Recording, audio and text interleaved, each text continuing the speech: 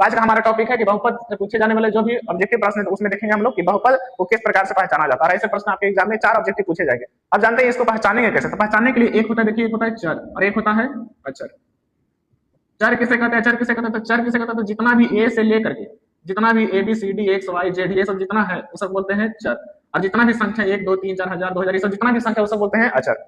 तो जब भी आपको चर बट्टा में दिख जाए, बट्टा के नीचे में दिख जाए, यानी कि ये होता है अंश, ये होता है, तो अगर जो हर में आपको बट्टा में दिख जाए चर तो बहुपद नहीं होगा। सबसे पहली बात आपको यही ध्यान रखना है कि जब भी आपको चर बट्टा के अंदर नीचे दिखेगा तो बहुपद नहीं होगा। दूसरा बात आपको क्या याद रखना है कि जब भी आपको चर रूट के अंदर दिख जाए, जब भी आपको चर रूट के अंदर दिख जाए तो बहुपद नहीं होगा। अगर जैसे लिखा हुआ है, मान लीजिए 2 रूट x, तो ये बहुपद, पहले आप इसको पहचान लीजिए कि बहुपद नहीं है। लेकिन अगर वैसे लिखा हुआ है रूट 2 x, ध्यान रखिए रूट जो है सिर्फ इसी के ऊपर है, इसके ऊपर नहीं है, तो ये बहुपद हो जाएगा। लेकिन अगर जो रूट इसके अंदर अगर रूट आ जाता तो ये बहुपद फिर नहीं होता। ये हो गया दो बात। तीसरा बात आपको क्या याद रखना है कि जब भी आपको चार के ऊपर माइनस ऋणात्मक घात नहीं होना चाहिए। जैसे मैं यहाँ पर -1 हो गया, -2 हो गया, x पावर -2 हो गया, ये सब बहुपद नहीं होगा। 3 बात सिर्फ आपको याद रखना है। ऐसा अगर आप इन 3 बात को याद रखते हैं तो जितना भी आपसे प्रश्न पूछा जाएगा मात्र 1 से 2 सेकंड में बना सकते हैं आप। पहला बात क्या याद रखना है कि जब भी चर बट्टा के नीचे आएगा तो बहुपद नहीं होगा।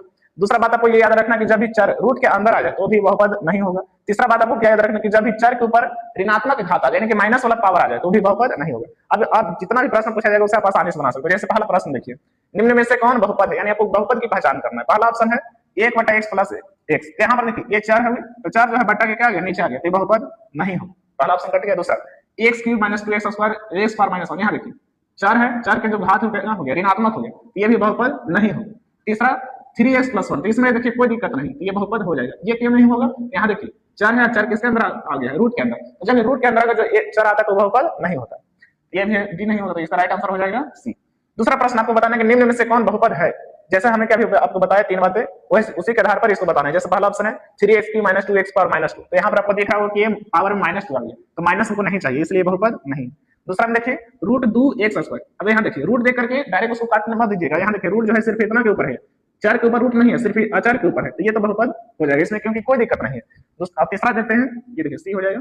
तीसरा देखते हैं, देखिए चर के ऊपर क्या आ गया, रूट आ गया, यानी रूट के अंदर क्या आ गया, चर आ गया। ये दोनों के ऊपर रूट है, तो रूट के अंदर चर आ गया, इसलिए बहुपद नहीं होगा।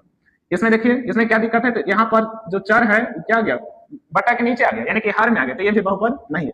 तो ये 3 चीजें, पहला बट्टा के नीचे नहीं आना चाहिए, दूसरा रूट के अंदर नहीं होना चाहिए, और पावर में माइनस नहीं होना चाहिए। तो इसका राइट आंसर क्या हो जाएगा, बी हो जाएगा। तीसरा क्वेश्चन है निम्नलिखित में कौन बहुपद नहीं है। यहाँ ध्यान दीजिए, बहुपद नहीं है वो आपको पहचानना है। तो ये देखिए इसमें कोई आपको